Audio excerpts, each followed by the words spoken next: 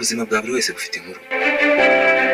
Hari izuzuye ibyishimo, izindi zuzuye agahinda, kandi hari izihishwe zidahabwa ijwi ryo kugira ngo zimenyekane. Ariko ukuri ni uko ibyo duhitamo uyu munsi ari byo bizubaka inkuru z'ejo hazaza. Icyo tugomba kwibaza ni iki ngiki: none se inkuru yanjye izasiga iki imusozi?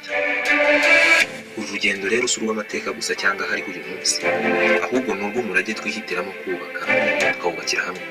Icyo tugomba kumenya ni uko buri buzima bwa buri munsi, buri kigeragezo ndetse na buri ntsinzi ari isomo ridukangurira kumenya ko isi ari umwigisha mwiza kurusha ibindi bintu ibyo ari byo byose.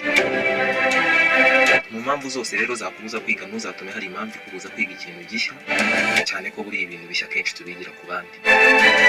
Akaba ari niyo mpamvu nabazaniye witwa Sebastian Atkinson. Abenshi mushobora kuba izina mutarizi, gusa uyu nguyu ni umwe wamenyekanye ku mazina ye, yitwa Mr Bean. Ni mu bakomediye beza rwose nawe isi yigeze igira. Mr Bean rero yavutse ku itariki 6 Mutarama mu mwaka w'1955 ahitwa muri Consett mu Bwongereza. Uyu akaba ari umukinnyi rero w'umwongereza, umukomediye ndetse akaba n'umwanditsi. Akaba afite abana babiri rero, umwe witwa Lily Sastry ndetse na Benjamin Atkinson. Amazina y'ababyeyi be ni Eric Atkinson ndetse na Ella Main Bainbridge. Ku bijyanye n'amashuri yize rero, yize ahitwa muri Queen's College University of Oxford, yiga muri STB's School ndetse na Newcastle University. Murumva rero ko amashuri yize ari menshi, ari niyo mpamvu natwe tugomba kumwigiraho byinshi. Uyu munsi rero tukaba tugiye kugaruka ku magambo yavuzwe n'uyu mugabo Mr Bean. Rero mu magambo yavuze reka nyahere kuri iri ngiri. Mr Bean yaravuze ati buriya niba ushaka kuguruka nk'ibiguruka cyangwa ibisiga, ntuzigere wicarana n'imbata. Uzigisha abana bawe kare ibyo wize ukerera. Yarongera aragira ati kandi nutiga isomo urikuye mu bigeragezo unyuramo bya buri munsi, ubuzima buzongera bukunyuze muri bya bigeragezo kugeza cya gihe uzigira isomo mu byo wanyuzemo. Abantu bashobora kuzatangira kukwanga kubera ko nyine batagishoboye kukugenzura. Mr Bean yaravuze ati kandi buriya ngo gake umugabo atekereza niko gatuma avuga cyane. Twari utagomba guhora wikoreye ni wa mutwaro uzatuma uhora utekereza ku byo abandi bagutekerezaho. Benshi tubana nabo bafite ishyari, ariko biyerekana nk'inshuti zacu kandi atari zo. Igihe cyose uzahora uri umunyakuri, ariko ntuzigere uba ikigori. Mr Bean yarongera agira ati kandi abantu bakunze kunseka ngo kubera ko ntandukanye nabo, ariko nanjye ndabaseka kubera ko ari bamwe. Mbere y'uko utangira ikintu uzabanze umenye uburyo uzagisozamo. Ntuzigere na rimwe uvuga ibintu byose uzi kabone n'ubwo waba uri kubibwira wa muntu wumva ko uzi neza. Umuhanga ni wa wundi uzabeshywa inshuro imwe wenyine gusa.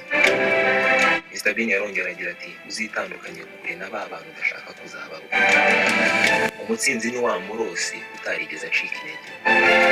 Uko uzaba uri mwiza kose, ariko igihe cyose uzaba uri ahantu hatari ahanyaho, uzaba nta gaciro ufite. Intego idafite umupangu, icyo ni icyifuzo gusa. Mr Bean yarongera avuga ati kandi kwitegereza niyo soko ya nyayo yo kugira ubwenge. Bwa bwoba tudahangara nibwo buhinduka inzitizi zacu. Buri muntu uwo ari we wese muzahura afite icyo azakwigisha. Yarongera avuga ati kandi uzashake ba bantu bazakugira mwiza.